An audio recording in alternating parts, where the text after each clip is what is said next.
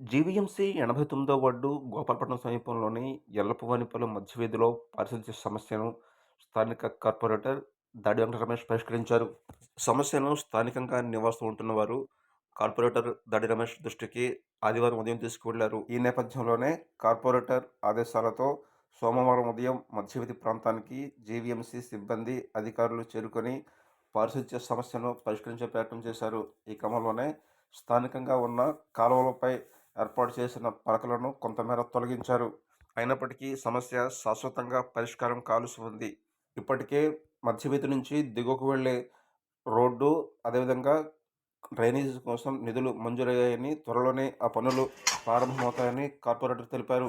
ఇదే క్రమంలో ఆయన మధ్యవీధితో పాటు పరిసర ప్రాంతాలను పరిశీలించి అవసరమైన అభివృద్ధి పనులను త్వరలోనే చేపడతామన్నారు. ఇదిలా ఉండగా స్థానిక సమస్యలతో పాటు వ్యవస్థను పట్టి పీడిస్తున్న అనేక సమస్యలను జేకే న్యూస్ సామాజిక బాధ్యతగా అధికారులు, ప్రజాప్రతినిధుల దృష్టికి తీసుకెడుతూనే ఉంది. ఎక్కడ అడ్రస్ సార్? ఇంకా మళ్ళీ కాదర్ షాపే.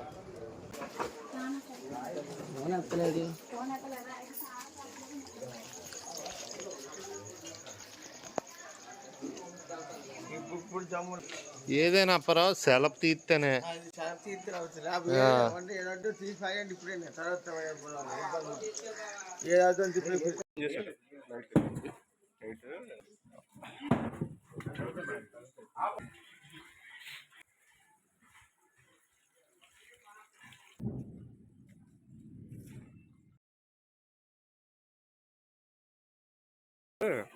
అది ఎలాగో 10 మంది కూడా ఉపయోగపడుతుంది కదా. అదే ఉపయోగపడేది మన జాతరగా మనకు పెడుతున్నారు. మరి తప్పదు.